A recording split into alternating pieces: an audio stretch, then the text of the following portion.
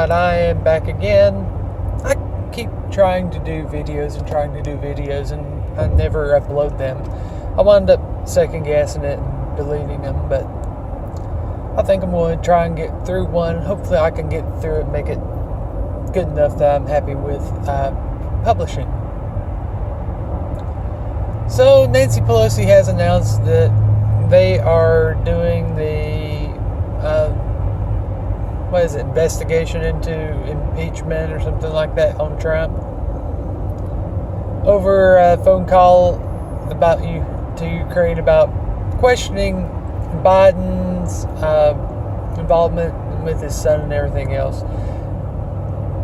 And they're trying to state that he did some impeachable offense and blah, blah, blah. And then Trump responded by releasing a transcript of the call.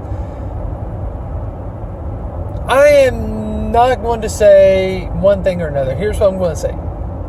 Democrats need to be very careful. They're not going to be able to get Trump impeached and removed from office before the election. Ain't going to happen. They don't have the time. Doubt they even have the votes to pull it off. If they go this route, they run the risk of pissing off those that are willing to vote for him, and they'll be even more stringent about supporting him. You can also that can also kind of backfire in pushing those that are on the fence over toward voting for Trump, especially if they don't have a darn good case. And another thing is, if they don't have a darn good case, even those that weren't really leaning toward voting for Trump could be pushed that way, because, let's face it, the closest thing they have to top candidate right now really is Biden, who is not that great a candidate. Really, none of them are. And part of this deal with Ukraine is Trump was asking them to kind of investigate Biden's son and Biden toward, I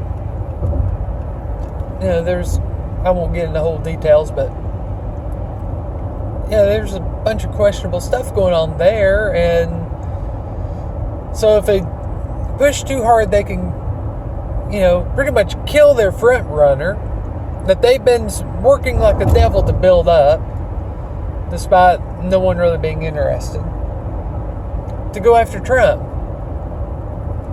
Cut off your nose and spot your face or something like that, right? Really and truthfully, this is, especially this close to election time, is really dangerous for the Democrats for these reasons. Now, let's say by some miracle they can impeach Trump and can get him removed from office prior to the election. Well, guess what? There's a lot of people that like Pence but did not vote for Trump because they don't like Trump. You have the potential of losing a lot of the never Trumpers, which, given the fact that the Democrats are running a bunch of lackluster candidates, again, can screw them come election time. They really are running the risk of screwing themselves in 3 ways from next Sunday. Here's where things get interesting. Trump released a transcript of the talks with Ukraine, and a lot of the things that were alleged are not in the transcript. Now, if you are, depending on your news source, like a lot of my local news has definitely switched over to liberal bias, they point out at the bottom of the first page of the transcript, not 100%, it's not verbatim. And they're trying to make a big deal out of it. Even though in the article, if you actually get past the initial Facebook comments and the headlines and everything else, and you actually read the article, it tells you why. And that is, they have people that's listening to the conversation and they are typing up the transcript. Some of it can be attributed to translational errors or just not being able to hear what's being said. But they're trying to make it a big deal, as if, well, it's been redacted, it's been censored. We don't know that. Unless they release audio tapes of the conversation, we won't know 100% sure for certain if anything has truly been redacted or what. That's why I'm kind of on the fence as to what to believe. Is it possible that the transcript is 100% accurate? Yes. Is it possible when the transcript was released, certain key bits of information were removed? Yes. So I'm not really convinced either way. I feel like there's a bit more information that could possibly is being withheld that could change things drastically one way or another. Ultimately, do I think anything's going to come of this? No. At least if you're Trump. I think the big thing is you're giving Trump a lot of ammo. The possibility of giving him a lot of ammo going into an election. And it's almost, you almost think of it as if key members of the Democrat Party and Republican Party, hell, let's just call it, as Hillary Clinton referred to it, the shadow government. It's almost as if they're wanting Trump to be reelected.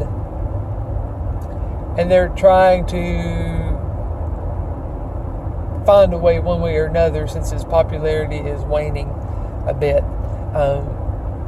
What better way to do it than to make the Democrats look like crybabies when they're running nobody candidates? Have them looking so pithy that they are willing to do something like this close to the election when they're literally running no one. That's a good way to help ensure Trump gets reelected, and it almost seems as though that's what they're gunning for. And I'm not the only one that thinks that. There's been a couple other people on Facebook commenting stuff like that. Is that the case? I don't know. But what I do know is this.